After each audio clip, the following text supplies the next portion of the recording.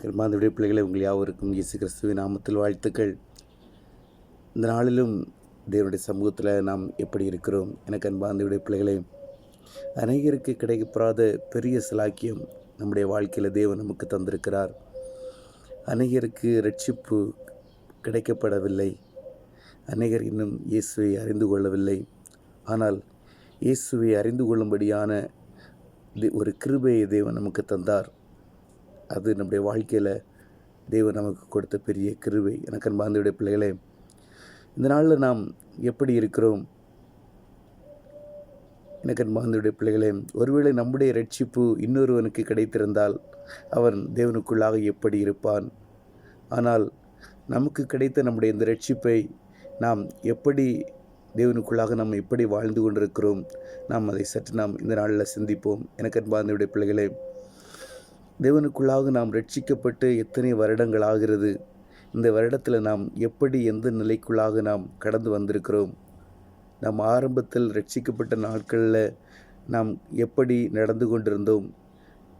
வருடங்கள் கழிய நாம் இன்றைக்கு எப்படி இருக்கிறோம்? இது நாம் சற்று நாம் சிந்திக்க வேண்டும். எனக்கு அன்பார்ந்தவுடைய பிள்ளைகளே, அநேக படிநிலைகள் தேவனுடைய அநேக படிநிலைகள் கிறிஸ்தவர்களுக்கு உண்டு.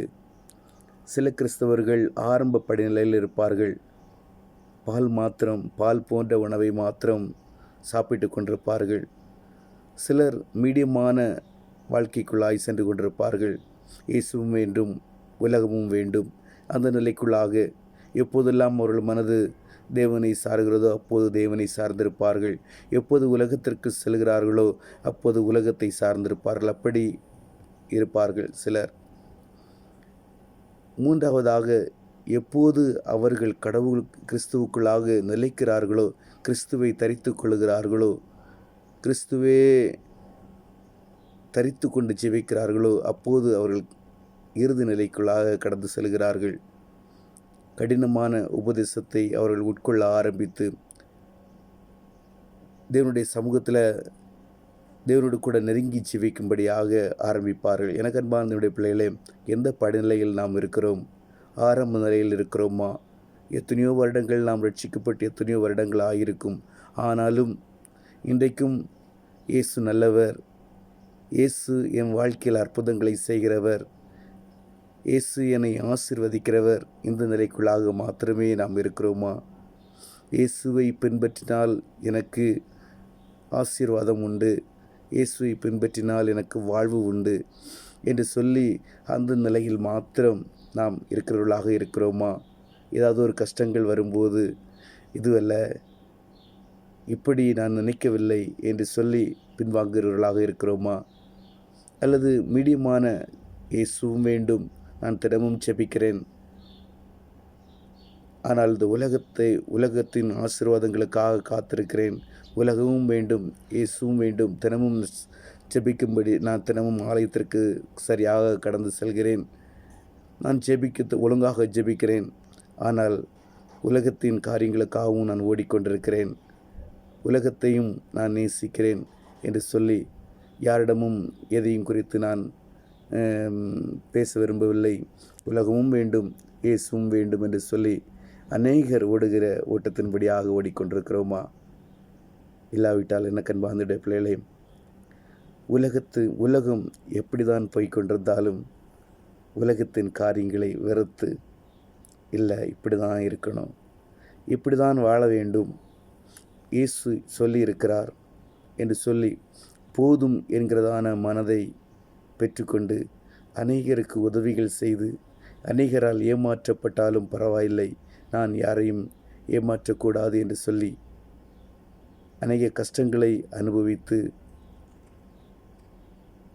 தேவனுடைய பாதையில் அவரோடு கூட அவருடைய அடிச்சுவடை பின்பற்றி அவரை தரித்து கொண்டு அவரோடு கூட வாழ்ந்து கொண்டிருக்கிறோமா? எனக்கு அன்பார்ந்தவுடைய பிள்ளைகளே, ஒவ்வொரு நாளும் என்னை பரிசுத்தப்படுத்தும் ஆண்டவரே, என்னை பரிசுத்தப்படுத்தும், இன்னும் என்னிடத்தில் என்ன குறைவுகள் உண்டு என்று சொல்லி ஒவ்வொரு நாளும் வேதத்தை ஆராய்ந்து, ஆண்டவரே என்னிடத்தில் இருக்கிற குறைவுகளை எனக்கு சொல்லும் ஆண்டவரே, நான் இன்னும் என்னிடத்தில் என்ன நான் திருத்திக் கொள்ள வேண்டும், உம்முடைய சத்தத்தை நான் கேட்க வேண்டும், நான் என்னுடைய வாழ்க்கையில் இன்னும் என்ன காரியங்கள் தடையாக இருக்கிறது என்று சொல்லி பரிசுத்தத்துக்கு நேராக ஒவ்வொரு நாளும் தேடி தேடி தேடி வேதத்தை ஆராய்ந்து ஆராய்ந்து நம்முடைய வாழ்வை மாற்ற வேண்டிய விதங்களிலெல்லாம் மாற்றி மாற்றி உலக ஆசைகளை வெறுத்து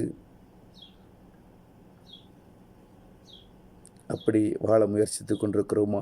எனக்கு அன்பார்ந்தவருடைய பிள்ளைகளே, நம்முடைய படிநிலையை நாம் ஆராய்வோம். ஏனென்றால் இதோ இயேசு சீக்கிரம் வரப்போகிறார். நியாயம் தீர்ப்பு நாளுக்காக காத்திருக்கிறோம். நியாயம் தீர்ப்பு நாள் வரும்போது அந்த வரிசையில், அந்த க்யூவில் நாம் நிற்கக்கூடாது. எனக்கு அன்பார்ந்தவருடைய பிள்ளைகளே, நம்முடைய ஏர்போர்ட்டில் நாம் பார்த்துருப்போம், ஒரு சிலர் மாத்திரம் அவங்களுக்கு எந்த இடத்துலையும் பரிசோதிக்கப்படவே மாட்டார்கள். அவருடைய பொருட்களும் அவர்களும் அப்படியே அவர்களுக்கென்று வைத்திருக்கிறதான வழியில் அவர்கள் சென்று கொண்டே இருப்பார்கள். சென்று அப்படியே அவர்கள் ஃப்ளைட்டில் ஏறிவிடுவார்கள். அதே போல தான் எனக்கு அன்பார்ந்தவருடைய பிள்ளைகளே, எந்த நியாயத்தீர்ப்பும் செய்யப்படாமல் நமக்கென்று ஒரு கேட் உண்டு. அந்த கேட் வழியாக நாம் போகும்படியாகவே நாம் வாஞ்சிக்க வேண்டும். நியாயத்தீர்ப்பு நமக்கு, எனக்கு அன்பார்ந்தவருடைய பிள்ளைகளே, உலகத்திலேயே நாம் நம்முடைய நியாயத்தீர்ப்புகள் எல்லாம் முடிவடைந்து விடும். இரண்டால் ஒவ்வொரு நாளும் தேவனுடைய சமூகத்தில் கேட்டு கேட்டு கேட்டு, ஆண்டவரே என்னை பரிசுத்தமாக்குங்கப்பா, ஒவ்வொரு நிமிடமும் ஆண்டவரே என்னை பரிசுத்தமாக்குங்க, அப்படி கேட்டு கேட்டுக்கொண்டே நாம் வாழ வேண்டும். எனக்கு அன்பார்ந்தவருடைய பிள்ளைகளே, இன்றைக்கு தேவன் சகைவை சந்தித்தாரோ, உடனடி மாற்றம் அவன் வாழ்க்கையில் நடந்தது போல, ஆபிரகாம் வாழும்போது கூடாரவாசியாகவே, செல்வ சீமான் ஆனாலும் அவன் கூடாரவாசியாகவே வாழ்ந்தான். ஏனென்றால் அவனுக்கு தெரியும், இந்த உலகம் நிரந்தரம் அல்ல. அந்த காரியங்களுக்குள்ளாகவே நாமும் நம்மை ஆயத்தப்படுத்தி கொள்ள வேண்டும். எனக்கு அன்பார்ந்தவருடைய பிள்ளைகளே, இதோ இயேசு சீக்கிரம் வருகிறார். அவருக்கு எதிர்கொண்டு போக நாம் ஆயத்தமாகவே இருக்க வேண்டும். போதும் என்கிறதான மன நிலைமை, போதும் என்கிறதான இந்த செல்வங்கள் போதும், இவைகள் எனக்கு போதும், இந்த ஆசீர்வாதம் போதும் என்று சொல்கிறதான மனநிலை எப்போது நம்முடைய வாழ்க்கையில் வருகிறதோ, எனக்கு அன்பார்ந்தவருடைய பிள்ளைகளே, நிச்சயமாக இயேசு நம்மோடு கூட இருக்கிறார். நாம் இன்னும் ஒவ்வொரு நாளும் நம்மை சீர்தூக்கி பார்த்து, ஆண்டவரே என்னிடத்தில் என்ன குறைவுகள் இருக்கிறது, நான் நிவர்த்தி செய்ய வேண்டும். ஏனென்றால் நான் உம்முடைய வருகை அதி சீக்கிரம் ஆண்டவரே, நான் நம்முடைய வருகைக்காக உம்மிடத்தில் வரும்படியாக நான் காத்திருக்கிறேன்.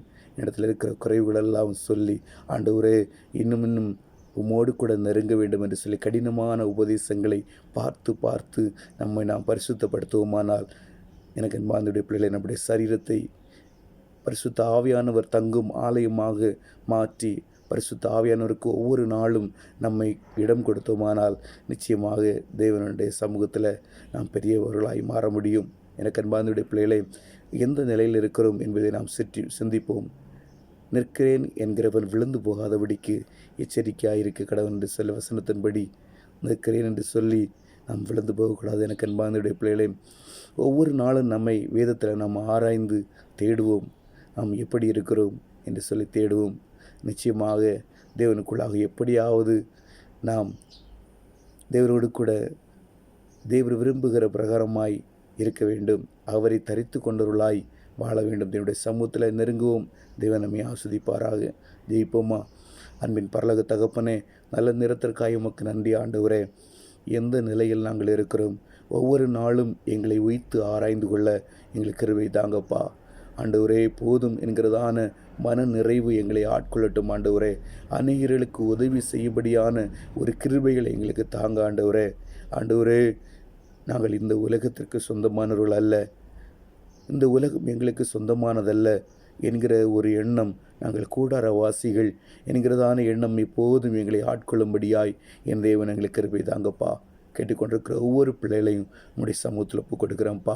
இந்த உலகத்தில் எவ்வளவு கஷ்டங்களை அனுபவித்தாலும், இந்த உலகத்தில் எவ்வளவு பாடுகளை அனுபவித்தாலும், இந்த உலகத்தில் எவைகள் எங்களுக்கு கிடைக்காமற் போனாலும் கவலையில் ஆண்டவரே, ஆனால் உம்மை தரித்து கொண்டு உம்முடைய அடிச்சுவடை பின்பற்றி நடக்க எங்களுக்கு கருவை தாங்க.